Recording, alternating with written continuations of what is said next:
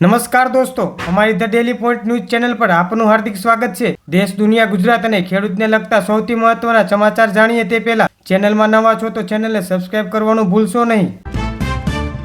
સૌરાષ્ટ્રના યાર્ડમાં મગફળીની આવક તથા ભાવમાં ઘટાડો, રાજકોટ અને ગોંડલ યાર્ડમાં ખેડૂતોની નારાજગી। અમદાવાદ મુંબઈ બુલેટ ટ્રેન પ્રોજેક્ટમાં સાબરમતી અને સુરત બાદ હવે વડોદરા સ્ટેશનનું કામ 90% પૂર્ણ થયાની જાહેરાત। સુરત પોલીસે અમેરિકન નાગરિકોને લોનના નામે છેતરતા મોટા બોગસ કોલ સેન્ટરનો પર્દાફાશ કર્યો, 15 શખ્સોની અટકાયત। દ્વારકાધીશ મંદિરને નાતાલના વેકેશન પૂર્વ દર્શનના સમયમાં ફેરફાર અને ભીડ નિયંત્રણ માટે નવી વ્યવસ્થા ગોઠવાઈ। પાલનપુર આબુ હાઈવે પર લક્ઝરી બસ અને ટ્રક વચ્ચે ગંભીર અકસ્માત, 4 મુસાફરોના મોત અને 10 ઘાયલ। અમદાવાદમાં એસજી હાઈવે પર પીક અવર્સમાં ભારે વાહનનો પ્રવેશ પર પ્રતિબંધનો કડક અમલ શરૂ કરાયો।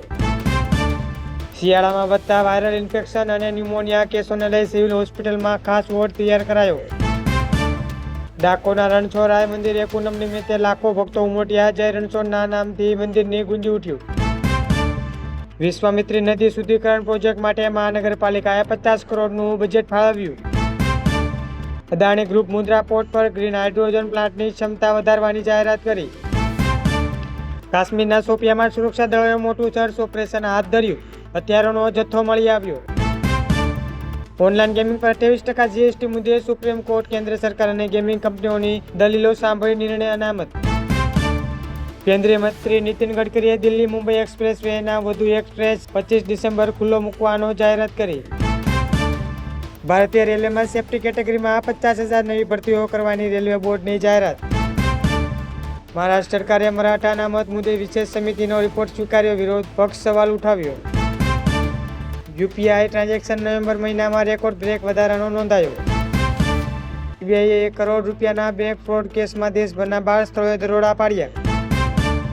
રશિયા અને ચીન સંયુક્ત રીતે ચંદ્ર પર ન્યુક્લિયર પાવર પ્લાન્ટ સ્થાપવાની યોજના પર હસ્તાક્ષર કર્યા। ગૂગલે તેનું નવું એઆઈ મોડેલ જેમિની 3.0 લોન્ચ કર્યું, જે માનવ જેવી તર્ક શક્તિ ધરાવતું હોવાનો દાવો। કેનેડાના ટોરન્ટો ભારતીય વિદ્યાર્થીઓના સમૂહ પર થયેલા હુમલાની ભારત સરકારે કડક શબ્દોમાં નિંદા કરી। 15 ડિસેમ્બરે દુબઈમાં યોજનારી હરાજી પહેલા રિષભ પંત અને શ્રેયસ અય્યર પર સૌથી મોટી બોલી લગાવવામાં આવી। લિયોનેલ મેસીએ ક્લબ ફૂટબોલમાંથી નિવૃત્તિ અંગેના સંકેતો આપ્યા, ચાહકો નિરાશ। ગુજરાતમાં ટેકાના ભાવે તુવેરની ખરીદી માટે આજથી રજીસ્ટ્રેશન પ્રક્રિયા શરૂ થઈ, જે 1 મહિના સુધી ચાલશે। વડાપ્રધાન નરેન્દ્ર મોદી 10 જાન્યુઆરીએ વાઇબ્રન્ટ ગુજરાતના ઓપનિંગ માટે રાજકોટની મુલાકાત લેશે, ભવ્ય રોડ શોનું આયોજન। કચ્છના ભચાઉ પાસે કાર, ટ્રેલર અને ટેમ્પો વચ્ચે અકસ્માતમાં આગ લાગી, બાળક સહિત 2 ના મોત। અમદાવાદમાં પાર્કિંગ ખાલી હોવા છતાં રોડ પર વાહનો પાર્ક કરનાર બિલ્ડિંગો સામે સીલિંગ કાર્યવાહીની ચેતવણી। સીએમ ભૂપેન્દ્ર પટેલ આજે ગાંધીનગરમાં 11,607 નવયુક્ત લોકરક્ષકનું નિમણૂક પત્રને એનાયત કરશે। ઉત્તરાયણ પૂર્વ અમદાવાદમાં પ્રતિબંધ, ચાઇનીઝ દોરી સાથે એક શખ્સની ધરપકડ, પોલીસનું સઘન ચેકિંગ। પૂર્વ કૃષિ મંત્રી બદનામ કરવા એઆઈથી જનરેટ કરેલા ફોટા સોશિયલ મીડિયા પર મૂકનાર સામે તપાસ તેજ। સંડીસર જીઆઈડીસીમાં નકલી ઘી બનાવવાની ફેક્ટરી ઝડપાઈ, 24 લાખનો મુદ્દામાલ જપ્ત કરી ફેક્ટરી સીલ કરાઈ।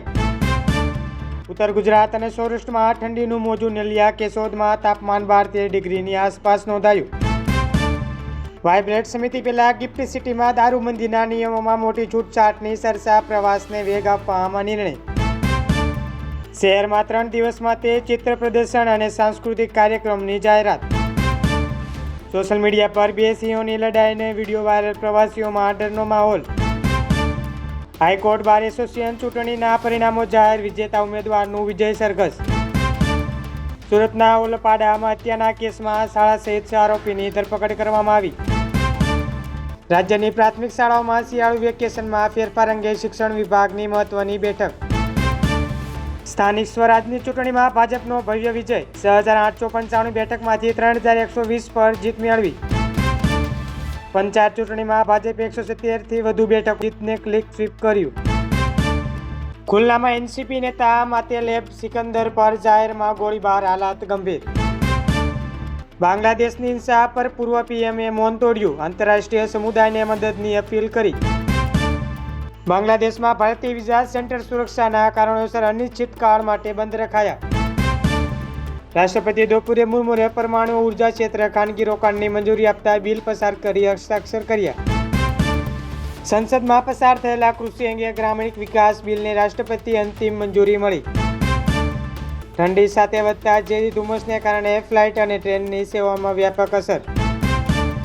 શિખર પર ભગવો ધ્વજ ફરકાવ્યો જે ખાસ અમદાવાદમાં તૈયાર કરવામાં આવ્યો હતો. ખાનગી જેટ ક્રેશ થતાં 7 લોકોના મોત થયાનો અહેવાલ. રાજ્યના 11 જિલ્લાઓમાં કોલ્ડ વેવની ચેતવણી જાહેર કરવામાં આવી. ડિફેન્સ પ્રોડક્ટ્સ વિભાગના લેફ્ટનન્ટ કર્નલ લાંચ લેતા ધરપકડ કરવામાં આવી. ગગનયાન મિશન માટે પેરાશૂટ સિસ્ટમનું સફળ પરીક્ષણ કરવામાં આવ્યું. મોરબીના 23 વર્ષીય યુવાનને રશિયા સેનામાંથી મુક્ત કરાવવા પીએમ મોદીને વિડીયો સંદેશ પાઠવ્યો. એન્ડ્રોઇડ યુઝર્સ માટે એમરજન્સી લાઈવ વિડીયો લોન્ચ કર્યું. મુશ્કેલીના લાઈવ લોકેશન શેર થશે. ભારતમાં એઆઈ સેક્ટરમાં 1.5 લાખ કરોડના રોકાણની જાહેરાત. મ્યુચ્યુઅલ ફંડના એક્સપેન્સ રેશિયોમાં ઘટાડો કરવા માટે નવા નિયમોનો જાહેરાત. આ અઠવાડિયે 2 નવા આઈપીઓ ખુલશે. ગ્રે માર્કેટમાં 50% વધુ પ્રીમિયમ જોવા મળ્યું. દેશમાં નાની ચલણી નોટોને અછત મુદ્દે કર્મચારી યુનિયને ચિંતા વ્યક્ત કરી. સતત ફ્લાઇટ રદ થવાને કારણે મુસાફરોની મુશ્કેલીમાં વધારો. રેલવેમાં ઘસારો વધ્યો. સ્થાનિક બજારમાં સોનાના ભાવમાં નજીવો ઘટાડો જે અત્યારે 95,000ની આસપાસ છે. જો તમને આ વિડીયો પસંદ આવ્યો હોય તો લાઈક કરવાનું ભૂલશો નહીં. રોજે રોજ આવા જ મહત્વના સમાચાર મેળવવા માટે અમારી ચેનલ ધ ડેલી પોઈન્ટને સબસ્ક્રાઇબ કરો અને બેલ આઇકન દબાવો.